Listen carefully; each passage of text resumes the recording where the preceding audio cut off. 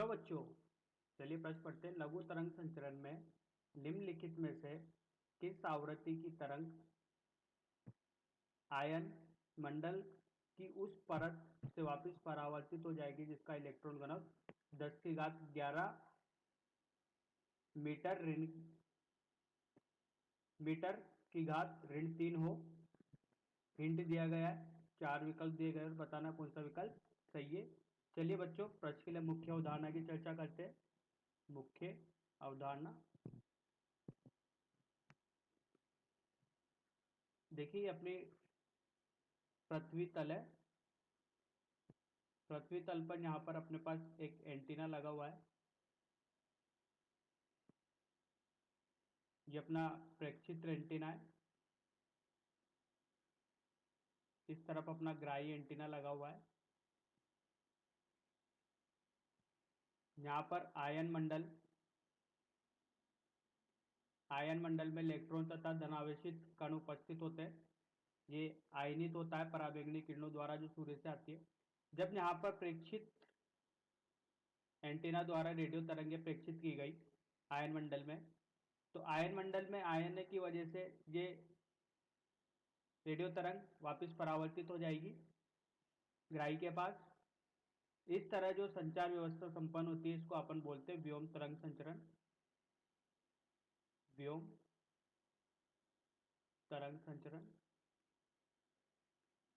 इसमें क्या होता है, रेडियो तरंगें संचरित होती है, विद्युत चुम्बकीय तरंगें होती है। विद्युत चुम्बकीय तरंगें जब आयनित मंडल से टकराती है तो वापस आ जाती है। इनकी कुछ आवृत्ति की परास होती है। अगर इससे अधिक आवृत्ति की परास होगी तो ये वायुमंडल को भेद के बाहर निकल जाएगी।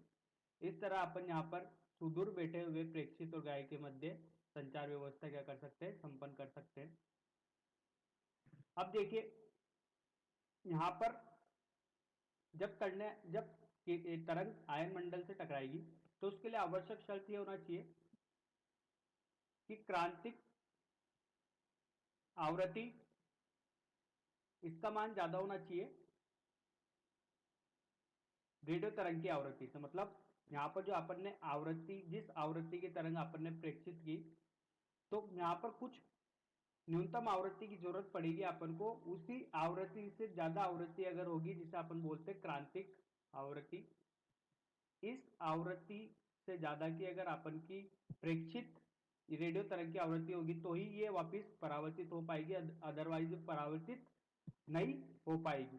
तो देखिए, यहाँ पर अपन को जो क्रांतिक आवृत्ति का सूत्र दिया जाता है वो दिया जाता है 9 वर्गमूल n अधिकतम। n क्या है यहाँ पर, इलेक्ट्रॉन घनत्व।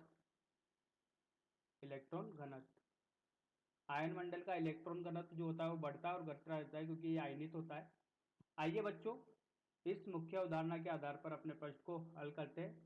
अपन को बोला गया है F greater than F C का मान अपन को बताया गया है इंट में 9 वर्गमूल n अधिकतम। तो यहाँ पर अगर अपन बात करें तो 9 n का मान अपन को दिया गया है। n अधिकतम मतलब ये इलेक्ट्रॉन घनत्व 10⁻11 मीटर की घात ऋण 3। तो यहाँ पर मान रखना चालू रखते हैं अपन 10⁻11 की घात 1/2। जब इसको हल करेंगे तो यहाँ पर अपन को क्या मिलेगा, देखिए ये हिंट में अपना प्रश्न सोल्व किया गया है। 2.8 मेगा हर्ट्ज, ये अपने पास वो क्रांतिक आवृत्ति है जिसके आधार पर ये तरंग, निम्न आवृत्ति के जो तरंग होते हैं या लघु तरंग जो होते हैं वो संचरित हो पाते हैं। आशा करता हूँ अपना इस अविकल्प सही है 2.8 मेगाहर्ट्ज। आशा करता हूँ बच्चों आपको यह समझ में आया होगा। धन्यवाद।